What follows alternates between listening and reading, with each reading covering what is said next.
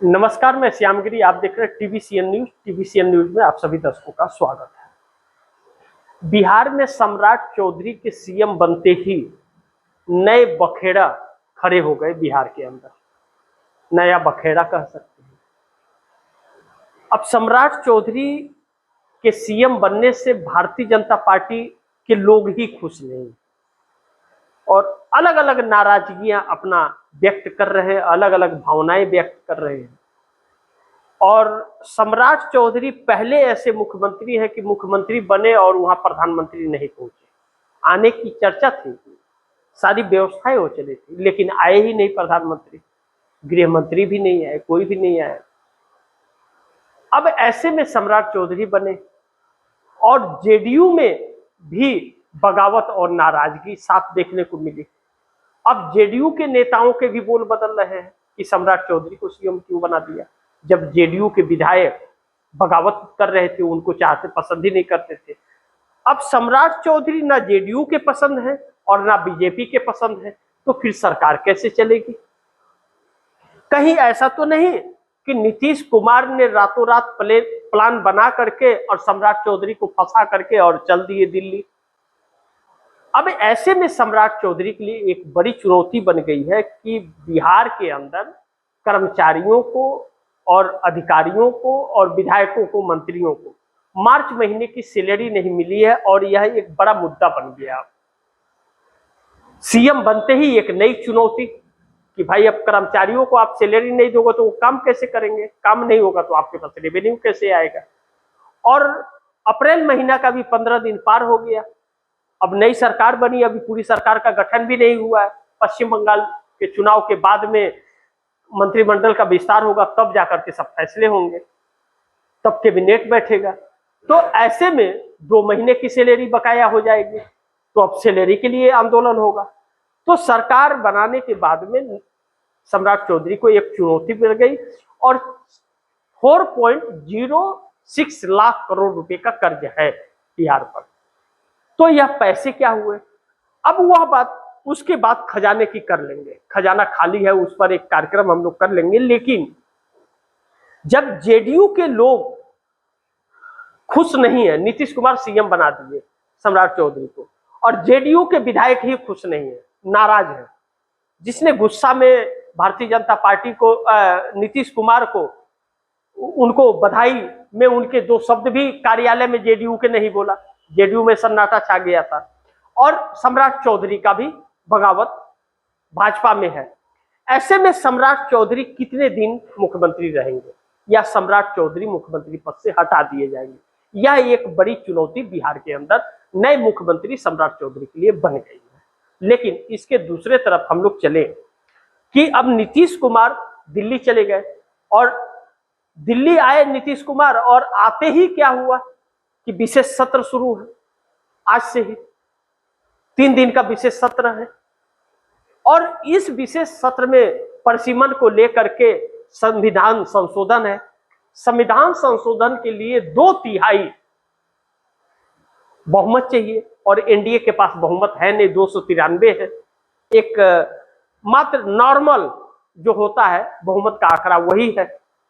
तो ऐसे में भारतीय जनता पार्टी नई मुसीबत में पड़ गई है कि संविधान संशोधन हो नहीं पाएगा। इंडिया गठबंधन ने जब बैठक किया और इंडिया गठबंधन ने बैठक में यह फैसला किया कि हम महिला आरक्षण के पक्ष में हैं, आप महिला को आरक्षण दीजिए। आप 543 लोकसभा सीटों में से आप महिला को आरक्षण दे दीजिए। कितना, 30% देना है, दे दीजिए आप।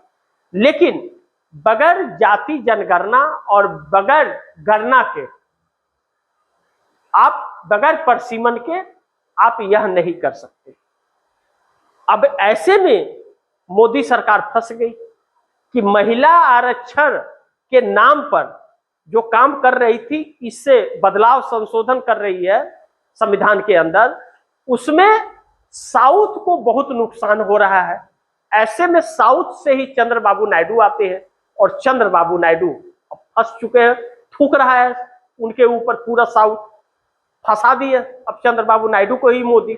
अब चंद्रबाबू नायडू समर्थन देते हैं मोदी को, तो चंद्रबाबू नायडू 2 कौड़ी के बन करके आंध्रा में रह जाएंगे, उनको कोई पूछेगा नहीं, ना तो कोई वोट देगा।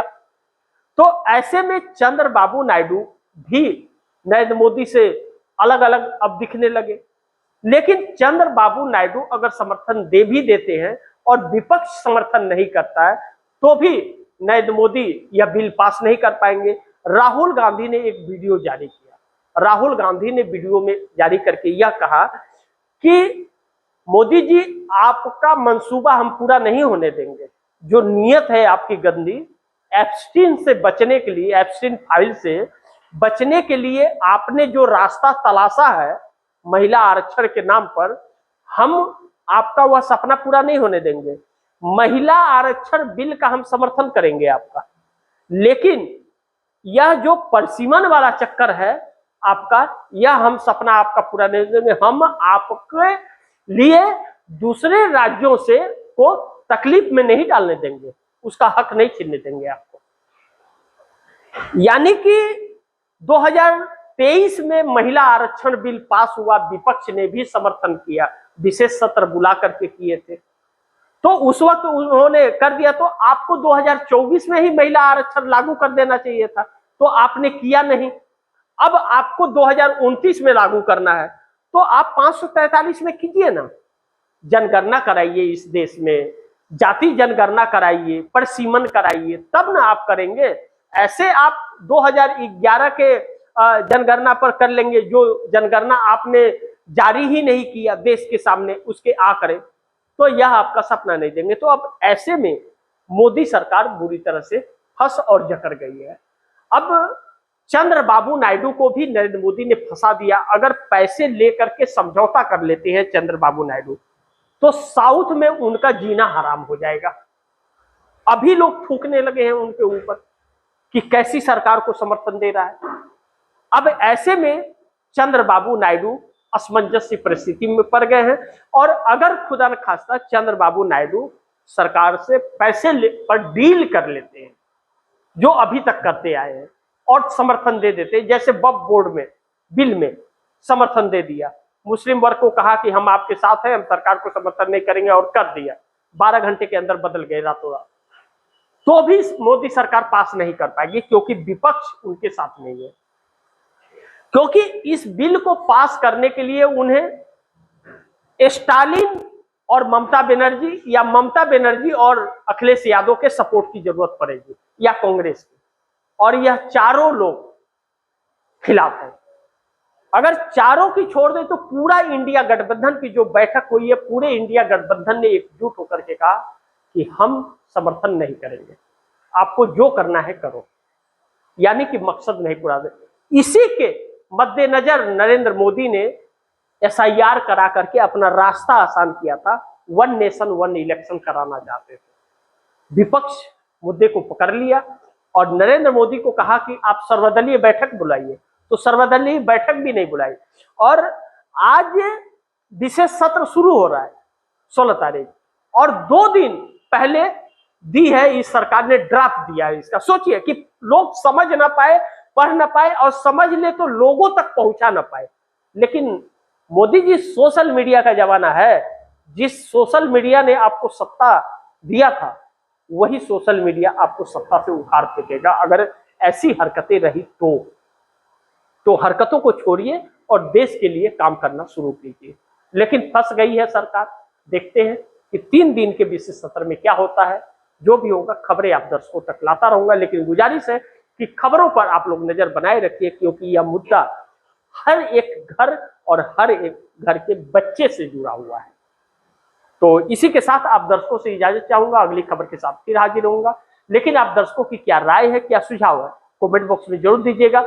इस खबर को ज्यादा से ज्यादा शेयर कीजिएगा, अपने दोस्तों को भी कहिएगा आगे शेयर करें। और आपने TVCN न्यूज को सब्सक्राइब नहीं किया, सब्सक्राइब कर लीजिए, अपने दोस्तों को भी कहिएगा TVCN न्यूज को सब्सक्राइब करें।